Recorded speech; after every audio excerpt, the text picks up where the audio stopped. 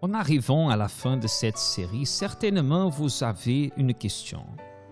Comment je sais que j'ai reçu ou pas le Saint-Esprit?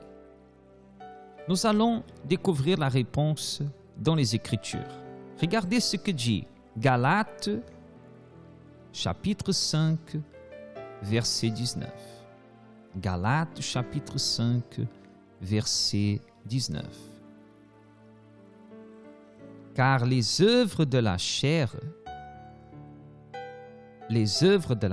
sont manifestes. Ce sont l'impudicité, l'impureté, la dissolution, l'idolâtrie, la magie, les inimitiés, les querelles, les jalousies, les animosités, les disputes, les divisions, les sectes, l'envie, l'ivrognerie, les excès de table et les choses semblables. Cette liste n'est pas complète, il y a encore d'autres choses semblables. Je vous dis d'avance, comme je l'ai dit, que ceux qui commettent de telles choses n'hériteront point le royaume de Dieu. Regardez, qui n'a pas le Saint-Esprit? Clairement, nous pouvons comprendre que c'est quelqu'un qui vit dans la chair. C'est-à-dire, quand la Bible parle de chair, elle parle à notre volonté personnelle. Qui n'a pas le Saint-Esprit vit pratiquant sa volonté à lui, sa propre volonté, vit assujetti à ses faiblesses humaines pour les satisfaire. C'est quelqu'un du monde qui est assujetti à ce qu'elle aime, à ce qu'elle veut, peu importe si c'est correct ou pas, et ce que le monde parle, ce que le monde fait, les modes. C'est une personne qui naturellement suit les modes et les façons d'agir du monde. Si vous observez ces manifestations de votre chair, comme le texte de Galates dit, présente dans votre vie, alors c'est clair que vous n'avez pas encore le Saint-Esprit. Alors, quels sont les signes d'une personne qui a reçu le Saint-Esprit? Le texte continue, on va lire. Mais le fruit de l'Esprit, c'est l'amour, la joie, la paix, la patience, la bonté, la bénignité, la fidélité, la douceur, la tempérance. Regardez que le texte ne parle pas les fruits. Non, la Bible dit clairement, verset 22, mais le fruit. Le fruit. Qui a le Saint-Esprit a ses fruits, vit pour satisfaire non sa volonté, mais la volonté du Père, qui l'a donné l'Esprit. Alors, le Saint-Esprit produit ce fruit dans la vie des personnes. Avec ces 9 différentes vertus, manifestations, quand nous parlons des fruits, du fruit du Saint-Esprit, vous pouvez voir l'amour. Ce n'est pas un amour sentiment. Amour au prochain, c'est naturel que quelqu'un qui reçoit le Saint-Esprit, par exemple, elle passe à aimer son prochain, à vouloir passer, transmettre à son prochain plus qu'une œuvre de charité, une charité de temps en temps. Elle veut que la personne reçoive le Saint-Esprit comme elle a reçu.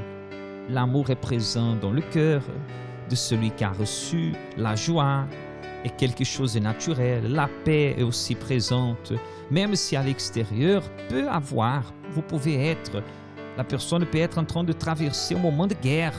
Le Saint-Esprit nous donne la maîtrise de soi, nous fait des bonnes personnes qui sont inclinées vers le bien, vers les bonnes choses, naturellement bonnes. Et pas des personnes qui sont bonnes pour tirer profit de quelqu'un ou d'une situation, de quelqu'un qui est en-dessus d'elle, qui sont vers le mal, tournées vers le mal, des personnes qui sont douces, qui qui ont la fidélité. Enfin, toute vertu divine se manifeste naturellement, pas forcée, dans la vie de quelqu'un qui a le Saint-Esprit. Naturellement, je renforce, naturellement. Ce n'est pas une force, un effort, quelque chose de temporaire. La personne qui a le Saint-Esprit, elle ne ressent pas la paix un moment et tout à l'heure, elle est nerveuse, agitée, anxieuse. Non, elle a le fruit constamment qui demeure dans sa vie à chaque jour. Cela ne veut pas dire qu'elle soit une personne parfaite, parce que nous sommes humains quand même. Nous avons notre humanité, notre nature, mais la personne qui a le Saint-Esprit, elle peut aussi s'irriter, elle peut aussi sentir colère, parce qu'elle est chair et os, comme Jésus s'est irrité, comme Jésus s'est mis aussi en colère quand il était sur terre. Mais cela ne l'a pas dominé, car la maîtrise de soi est partie du fruit du Saint-Esprit. Un autre signe qu'une personne a reçu le Saint-Esprit, c'est qu'elle devient indépendante des autres. Aujourd'hui, chers amis, si vous vous rendez compte, les gens sont viciés dans les opinions des autres, viciés dans la dépendance des autres. J'appelle ces personnes de dépendants. Ça veut dire des gens qui sont dépendants des gens, demandent tout, veulent questionner l'opinion de tous pour tout. Si elle peut faire ceci, si elle ne peut pas faire cela, si elle doit faire ceci, doit faire cela, qu'est-ce que vous pensez? Est-ce que je reste avec mon petit ami ou pas? Ou je le laisse tomber, je lutte ou je laisse. Je marie, je ne marie pas. Je vais dans ce travail, je prends ce travail, je reste. Dans celui que je suis. Les gens demandent tout, dépendent des autres, des avis pour tout. Si elle doit ou pas faire ceci, faire cela, c'est un signe des personnes dépendantes de l'opinion des autres, des personnes incertaines, sans direction. Mais quand le Saint-Esprit vient sur quelqu'un, il vient pour nous guider, pour nous diriger, pour nous inspirer à ce que nous devons faire. Alors la personne qui a le Saint-Esprit, elle est indépendante de ce que les autres pensent, de ce que les autres trouvent. Elle n'est pas arrogante, elle n'est pas sourde, elle est humble pour apprendre avec les autres. Elle est humble pour reconnaître qu'elle ne sait pas toutes choses. Et en même temps, elle n'est pas quelqu'un insécure, qui reste préoccupé, très préoccupé avec ce que les autres vont dire, ou toujours voulant que quelqu'un vienne opiner sur sa vie. Le Saint-Esprit lui-même montre en elle, avec la certitude et l'assurance, ce qu'elle doit faire. Regardez, finalement, comment savoir si vous avez le Saint-Esprit, si vous l'avez reçu ou pas?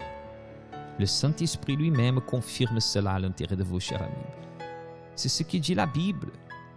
Regardez avec moi, là dans le livre de Romains, chapitre 8, verset 16. Romains, chapitre 8, verset 16. Il va testifier, regardez. L'Esprit lui-même rend témoignage à notre esprit que nous sommes enfants de Dieu. Regardez, ce n'est pas seulement créature religieuse, nous sommes enfants de Dieu. Ça veut dire, nous avons reçu l'Esprit qui nous a adoptés, entre guillemets. Et nous avons été faits enfants de Dieu. Il testifie. Ce n'est pas une émotion, une sensation, un sentiment. C'est une certitude, une assurance que personne ne vous enlève, cher ami.